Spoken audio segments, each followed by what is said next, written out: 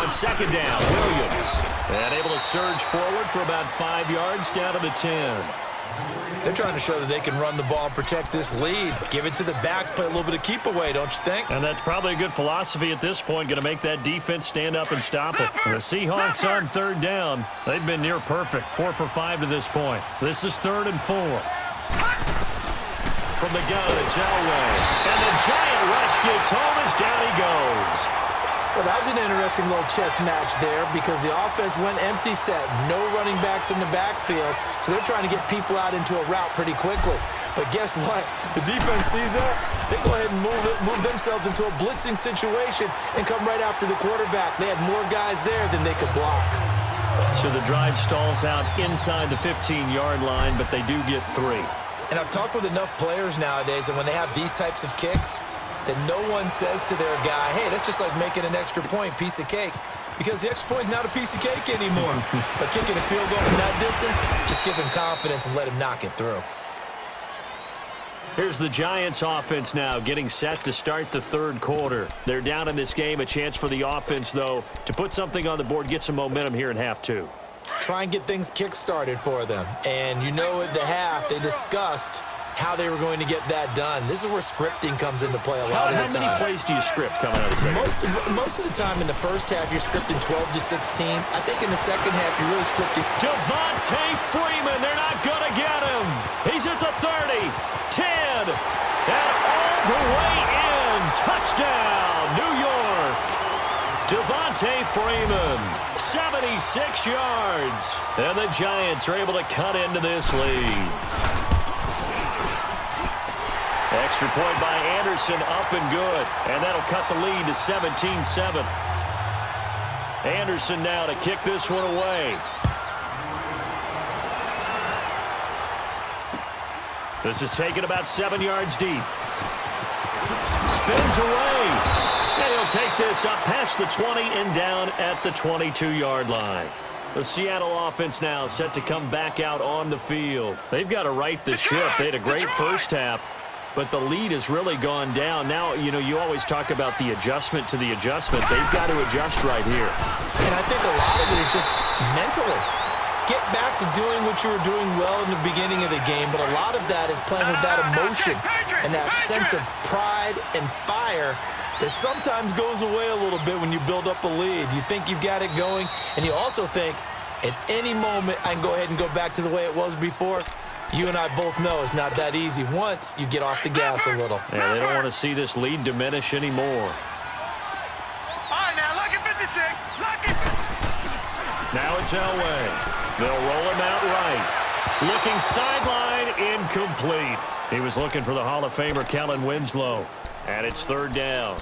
I think he's a little trigger happy right there, and it turned into an ill-advised throw into their zone. Well, we know he has confidence. He'll throw it any place, anytime, anywhere. That time it fell incomplete. From the gun on third down, it's Elway. He finds his man, Baldwin. And they'll get it all the way up about 5 yards shy of midfield. And a nice gain of 21 yards. I don't care how many times you tell the story, it never loses its luster for me. Doug Baldwin, undrafted out of Stanford, and plays like a #1 receiver should in the NFL. I don't care how you cover him. I don't care that his size isn't great. He's the one that typically comes up with the football. Absolutely. His roots go all the way back to Gulf Breeze, Florida, where he's from, right on the water near Pensacola, and then, of course, to Stanford. Boy, he's been good. Back now here on EA Sports. It's the Seahawks with the possession. They also have the lead here as we get set for the fourth and final quarter.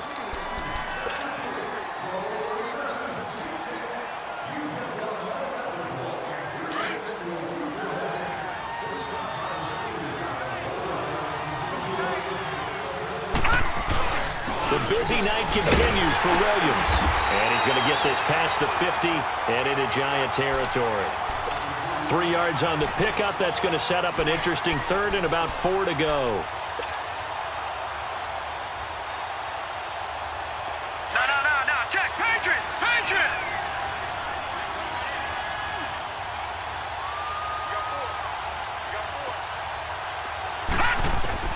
Out of the gun. Elway. And he can't get away from the pressure the Giants get there. Deion Jones with a big-time sack on 3rd down, and it'll be a loss of 7.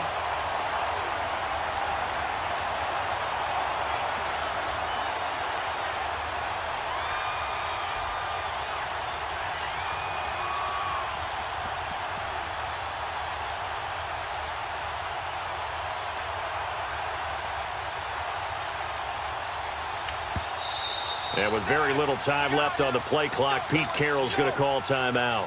That's going to leave him with just 1 remaining here in this 4th quarter. Here's Sam Martin now as he's on to punt for the first time tonight.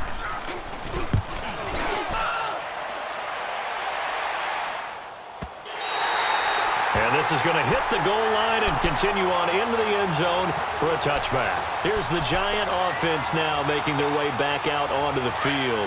And coming off a one-play drive that was so deflating for the defense, what's their mentality? How do they rally here and stop this offense? Well, hopefully there's some determination that sets in because they weren't ready to go on the last one. Give all the credit to the offensive guys for getting it done, but to allow a run of that length, that's just not being prepared. So now, are they determined? Are they ready to read their keys and make the proper plays? And we'll see how determined they are. They're going to be caught over the middle by Moss. And he'll have it past midfield almost to the 40 before being taken down. A good pickup there at 22. This is Freeman on 1st and 10. They'll fight forward for a couple down inside the 40. But we just saw a great example of what we talked about with his coach prior to the game. He's definitely one of the better linebackers at reading the play and flowing the... Oh, no, he lost the football. And a little bit of good fortune there. He wasn't able to get it back, but he did have a teammate on the spot able to retain possession for them.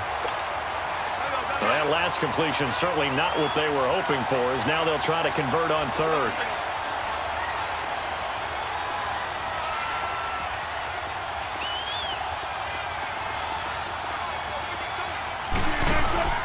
Off the play fake, here's Wilson.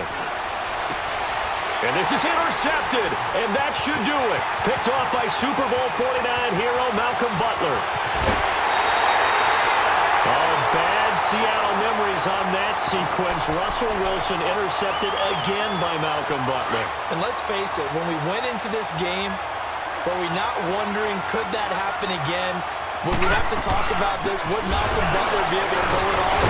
And he did. And he'll take this from the 9 down to about the 7. Got to figure now, after getting that turnover, they're just going to be happy to keep the ball on the ground, right? This is where covering the football, taking care of the ball, all the ball security terms that have ever been used, they come into play for the guys on offense right now. Just take care of it, and they've got a good chance of ending up winning this game.